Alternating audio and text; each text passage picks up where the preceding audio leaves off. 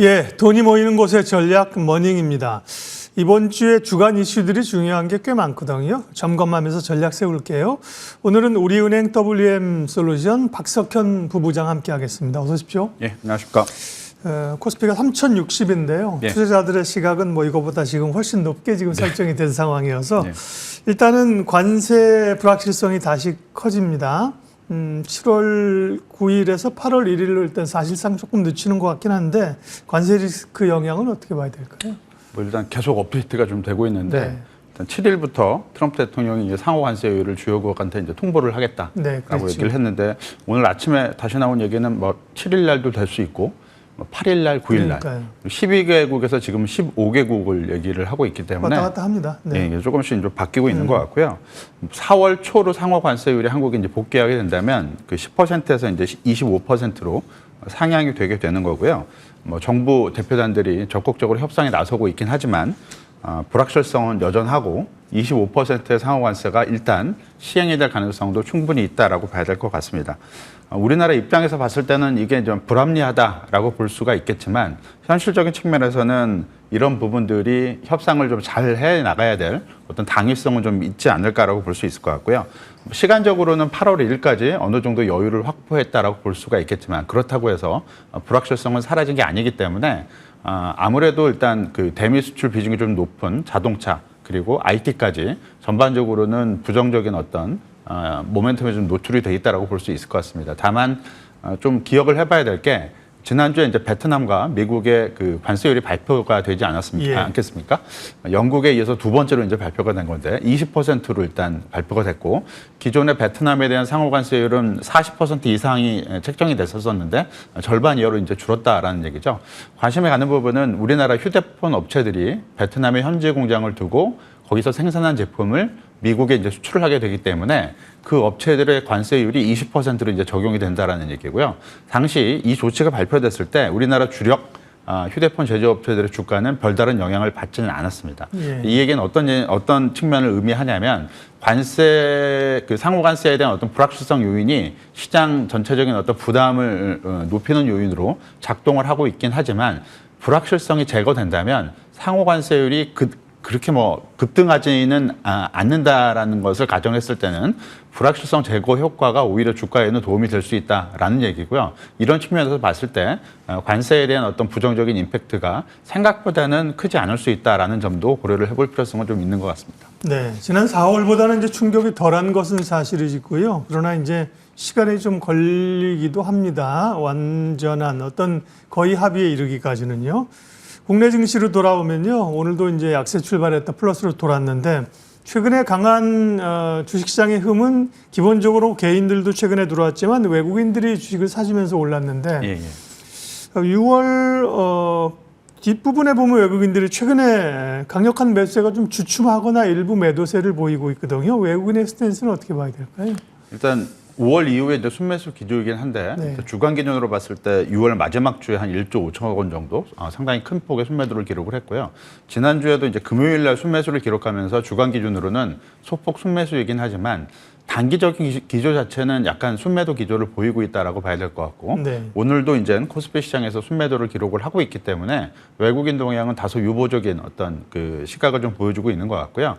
다만 이런 부분들은 6월 달에 우리나라 시장이 많이 올라왔는데 특히 다른 나라 시장에 비해서도 급등폭이 상당히 컸기 때문에 차익 실현 매물은 불가피하다라고 볼 수 있을 것 같고 예. 일단 성격 자체는 추세적인 매도 전환 움직임이기보다는 차익 실현 관점에서 이제 바라봐야 되지 않을까라고 볼 수 있을 것 같고요.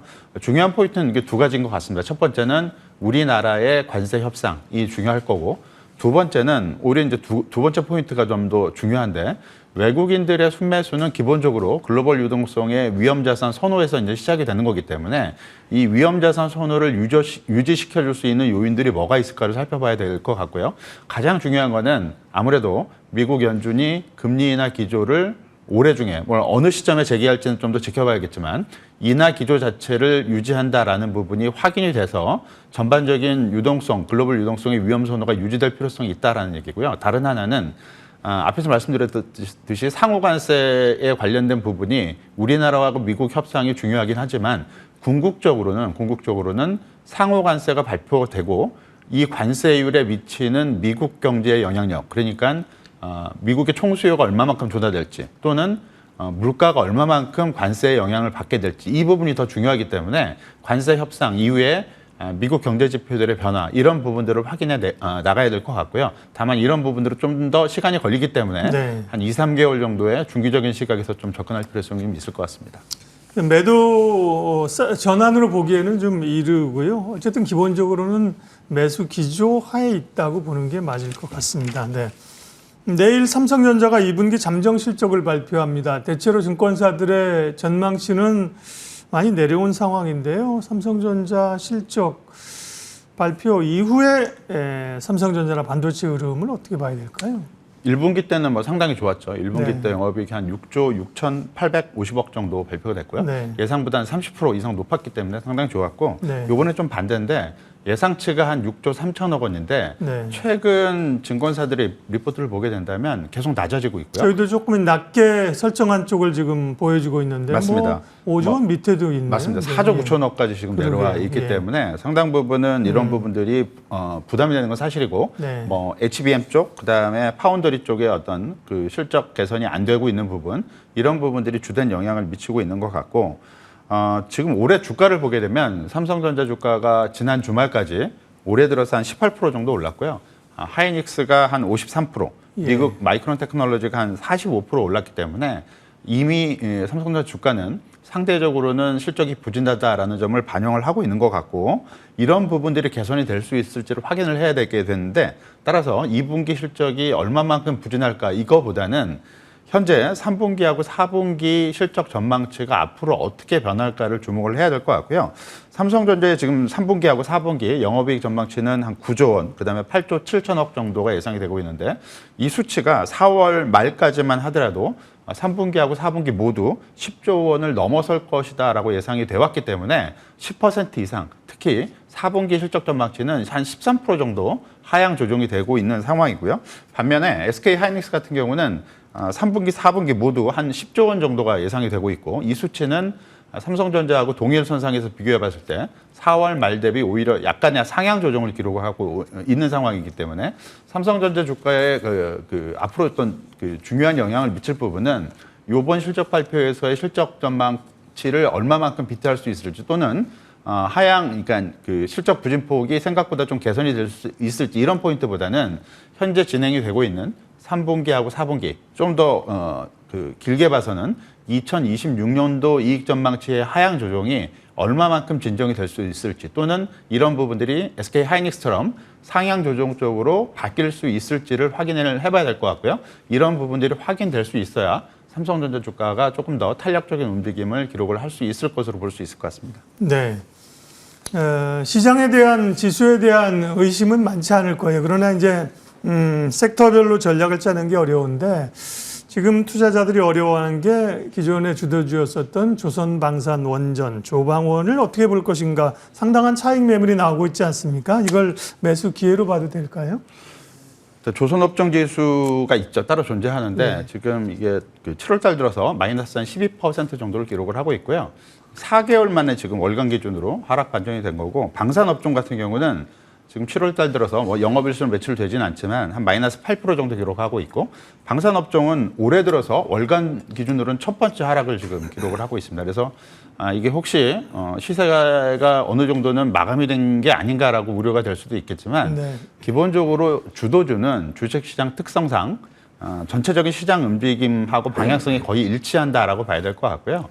따라서 일단 코스피의 고점이 이미 확인이 됐다라고 보기는 상당히 이르고 추가적인 그 고점 경신 과정, 어느 정도의 기술적 조정 과정을 좀 거치겠지만 네. 이 조정 과정 이후에 추가적인 고점 경신 과정이 나올 수 있다라고 봤을 때는 조선 방산 원전 업종 역시 주도주 테마 측면에서는 조정 후에 재상승 가능성이 훨씬 더 높지 않을까라고 볼 수 있을 것 같고요. 예. 외국인 동향만 보더라도 조선하고 방산업종에 대한 외국인 매도가 적극적인 차익 실현에 나서고 있는 분위기는 아직까지는 아닙니다.